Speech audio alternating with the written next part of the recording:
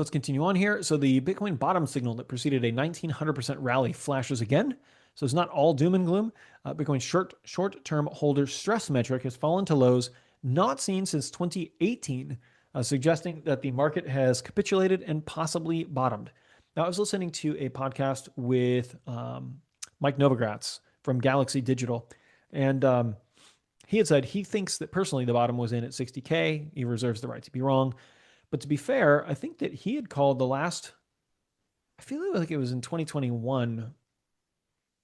It was either he called 60 as a top then, which was close, and I feel like he called 120. And this is like going back to 2020, end of 2022 or beginning of 2023, like at the bear market bottom. He said that his aim for the next top was 120. And we got to 126.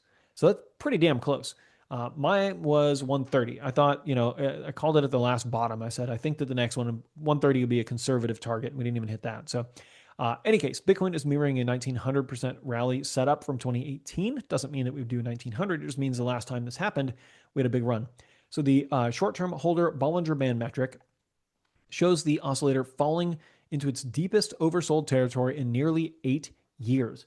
So if you take a peek at this on the bottom side, we had this bottom in 2018, and then smaller bottoms when we had COVID, when we had the summer of 2021 China bans Bitcoin crash, when we had the bottom of the 2022. And note that this was right around here. It wasn't the exact bottom, but it was pretty damn close, right? This was during the crash to 17,000 in June, and we didn't hit bottom until we hit basically 16,000, $1,000 less later in November.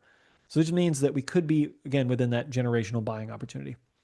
And then we can see we hit it a little bit here during the summer of our discontent of the Japanese yen carry unwind, a little bit here during tariff mania, and then massively just during this last drop to 60. We have not seen those levels since 2018. So it's historically significant.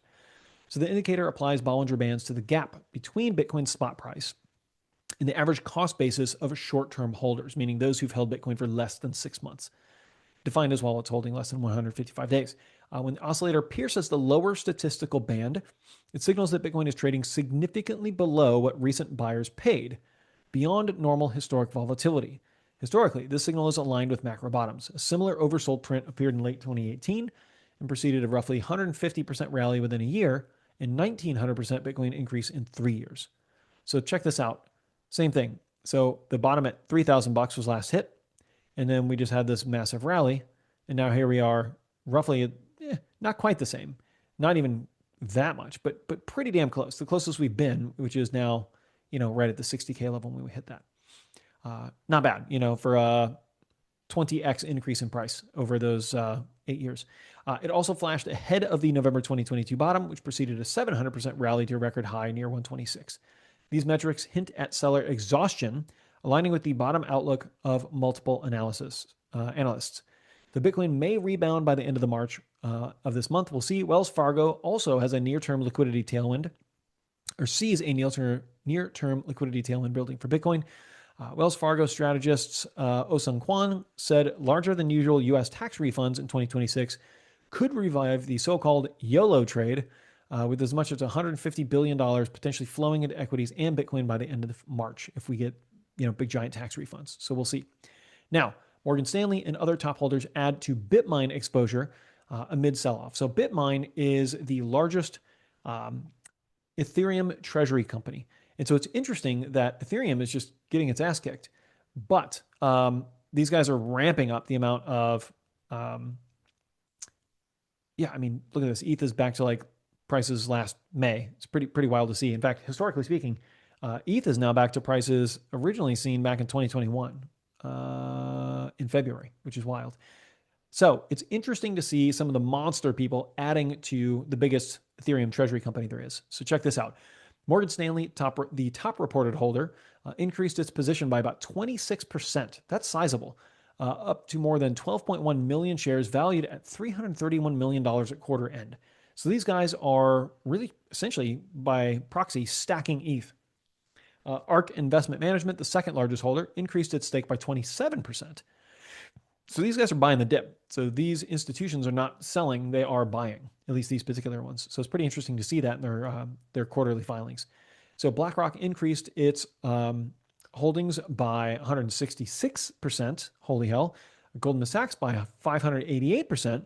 Vanguard by 66%, and Bank of America by 1,668%. Well, good Lord, that's really increasing their stack here. What do they know? Wall Street adds BMNR, Bitmine, exposure despite a 48% stock slide. Each of the top 11 largest shareholders increased exposure during Q4. Now, keep in mind, that is Q4. That's not Q1. So these could be, this is what was happening during Q4. Q4 was what? September through December. So, on the whole, I guess they were adding during this big drop. So it could be that on this recent thing they've sold, but it's interesting to see that. Yeah, that's wild, including Charles Schwab, Van Eck, Royal Bank of Canada, Citigroup, Bank of New York Mellon Corporation, blah, blah, blah. So these guys are all adding into their purchase in Q4. Bitmine continues to expand its ETH holdings amid the market turnout. It purchased 45,759 Ether for about $260 million during the past week. So they're really, really going for this idea. Bitmine's the biggest corporate holder of ETH with 4.37 million Ether, worth about 8.69 billion on its books. If I remember correctly, Bitmine is also, I think they're underwater by like half. I think they're really, really getting their ass kicked on this position. So we'll see.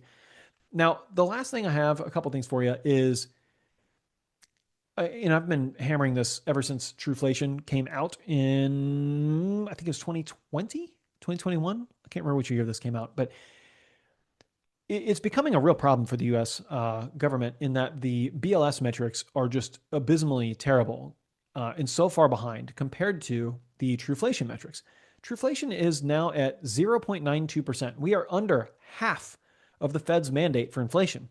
Half. And yet the BLS is reporting 2.4%. That's crazy. That's almost 3 times the inflation level that Trueflation is thinking. And because they have such terrible data, the Fed minutes from January suggest that rate hikes could be on the table. Think about this, folks. We have artificial intelligence really hitting its stride and going into self-recursive improvement, which means that companies can do far more with far less, right? And produce things for far less. We are entering a huge deflationary cycle here. And yet the Fed is still panicking over inflation. It's almost criminal negligence how far behind the 8 ball they are. And the fact they're suggesting rate hikes when the job market is getting smashed and deflation is a bigger risk than inflation. It's insane to me. So Federal Reserve policymakers discussed the possibility of interest rate increases according to its newly released comments from a January meeting. Several participants indicated they will support the possibility of upward adjustments or support, quote, the possibility that upward adjustments to the target range for the federal funds rate could be appropriate if inflation remains at above target levels. So basically, if the BLS keeps saying it's over 2%, then they could actually think about raising rates. These people are just beyond a disaster. I really hope that when Kevin Warsh takes over, he's very publicly said that he thinks that AI and robotics are going to be a huge deflationary force. So I think he's going to start cutting rates. However, CME futures markets indicate a 94% probability that rates will remain unchanged at the next Fed meeting, which is stupid. They should be cutting this at least 50 basis points. High inflation concerns persist. The minutes also revealed a significant hawkish contingent that is not yet ready to commit to further cuts. Again, the Fed has just been a disaster for so long. These people said inflation was not a problem until it was on Trueflation over 16% and 9% by their own metrics. And then they overreacted and cranked up rates at the fastest rate since I've been alive and just smashed the markets. Brought up the borrowing cost for everybody. And now they're also stupidly, again, reacting too late. They're waiting too long to cut rates. So U.S. inflation as measured by the CPI is currently 2.4%, having increased 0.2% since January. Rate hikes are typically bad for crypto market prices. We know that.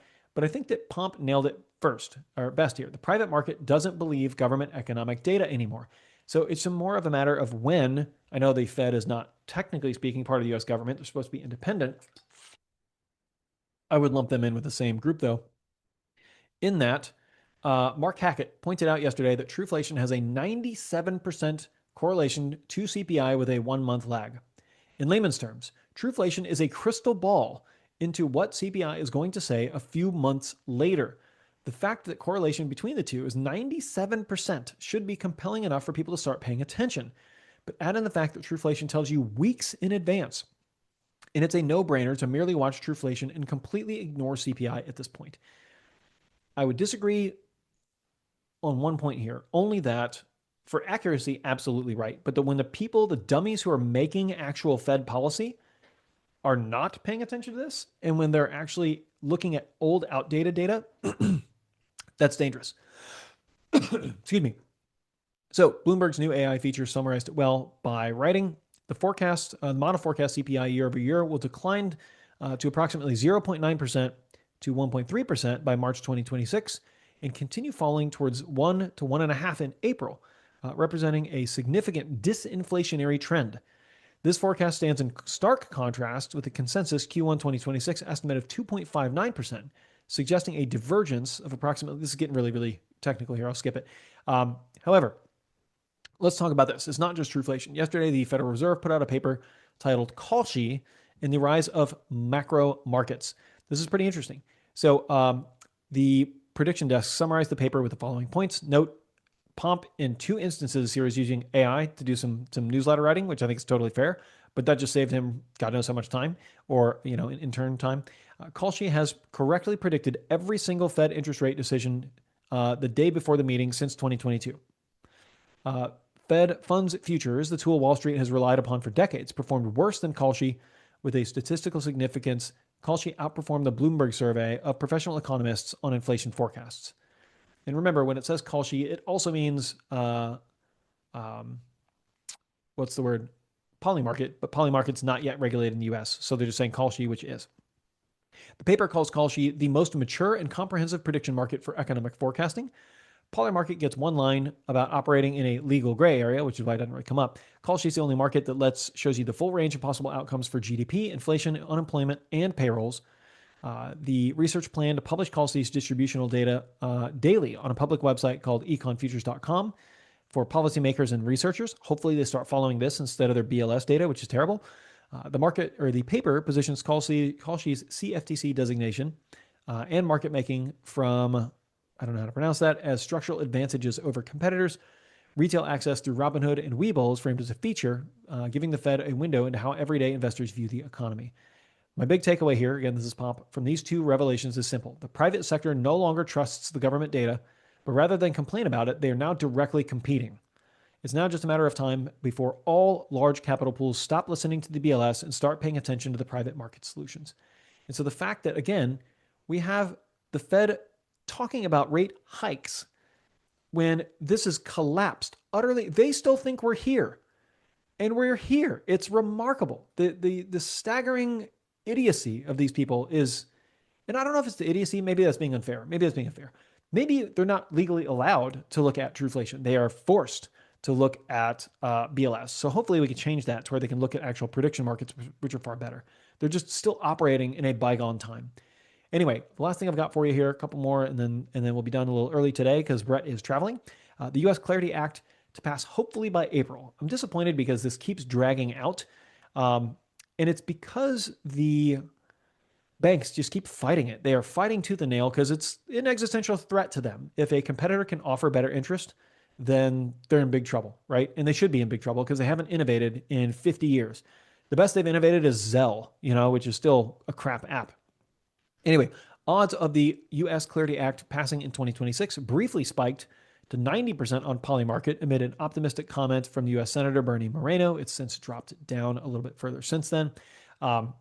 Quote, hopefully by April, Moreno told CNBC during an interview at the U.S. President Donald Trump's Mar-a-Lago property in Florida on Wednesday. A path forward is in sight, he said. Brian Armstrong still had issues with the draft bill and withdrew his support for the Clarity Act back in January, which I remember that. We covered that here. He said there's now a path forward and we can get a win-win outcome here. Armstrong said that the crypto exchange previously couldn't support the bill because it includes provisions that ban interest-bearing stablecoins as rewards not even just interest. That shouldn't be a problem for banks, but they're making it a problem. And position the SEC as the primary regulator of the crypto industry versus the CFTC, which is far more lenient on us. Moreno admitted that the delay stems from, quote, getting hung up on the stablecoin rewards, which he said shouldn't be part of this equation. So the stable bill already regulated this, but the banks are being jerks about it and saying, well, we don't want anyone to be able to do anything at all with interest except us. So I think that, hopefully we get past this. Anyway, Moreno shuts down the idea of a Democratic-led midterm election. I have no idea here. Meanwhile, he dismissed the idea that Democratic takeover of Congress could threaten the bill. When asked, the House isn't going to go Democrat, and neither is the Senate. I don't think he can say that. I don't really have a dog in this fight. I just don't want this bill to be hung up if Democrats win either. I don't really care. I would just love for this to not be a partisan issue. I want this to be for the American people and for the greater industry as a whole, because this should not be a partisan issue. That's ridiculous. We've got crypto fear and greed with altcoins included at 11. It was an all-time low on February 5th. That was the big giant collapse when Bitcoin hit 60K of 5. Granted, this has only been in existence since middle of 2023, right? So this did not capture the last market cycle, and it did not capture the last bottom for the bear market at all, right? This has only been available during a bull market. So we've not seen how deep this can go, but considering it hit a new low, that's saying something as far as sentiment goes. And then FedWatch tool still gives a 94% chance that we're not going to get, any raise or lower of rates. In fact, we're probably not going to get anything until Kevin Warsh takes over. And I believe the first meeting he would have isn't until maybe, is it June? We got a 50% chance of a cut in June, 0% basically, a little bit more, but 0 in April, and then, staying there. So I've read somewhere that there's a chance we might get 3. We might get 3 if, Warsh gets taken in. Liquidation is pretty muted today over the last 24 hours. Nothing major. Again, 2 weeks ago, this was at 2.7 billion, 10x, over 10x more than what we've seen today. So liquidations are not really creating much in the way of price movement. For some reason, this has not been loading on me. I've been trying to pull this chart up all day. I wonder if it's going to force me to log in to see it. Yeah, I guess it is. That's lame. It usually doesn't do that because it doesn't require me to log in here. Anyway, it just shows me a graphic overlay of liquidations, but it doesn't look like there's like a ton on the map today anyway. Overall, that's kind of all I've got for you. We're still just kind of ping-ponging around between 66 and 67 over the last hour. So nothing really major. We went down to 65 and a half. We went up to 67. So on an hourly chart, we're just kind of ping-ponging around, but we just kind of seem to keep trending down to the right over the last couple of days. So unless we get a big move off of the 65K level and we put in, a support there, that would be nice if we had a big move upwards to move there. But I think, at this point, until proven otherwise, it wouldn't really surprise me if we went back down and retested those 60K levels just to freak everybody out. That seems to be the move. Anytime we do a Bitcoin bottom, we tend to have at least 2 tests of it. Let's go back here. Even here, just on a daily, back in the summer of 25, we had this test, came back down, tested it again. Back here, I guess that was just a one-off thing. I don't know. I still think that 60K is in the cards. I would be quite chuffed, as the British say, if it wasn't. But considering the absolute just carnage of the size of this move down, I think we're either going to have to churn for a little while to go flat, or we're going to have to just have an explosive move back up, but I just don't see that happening. So I think the move is either we churn sideways for a while, or we go revisit, 72, which is where this breakdown was, maybe as high as like 78, 79, just to fake everybody out, and then we get our final, drop back down.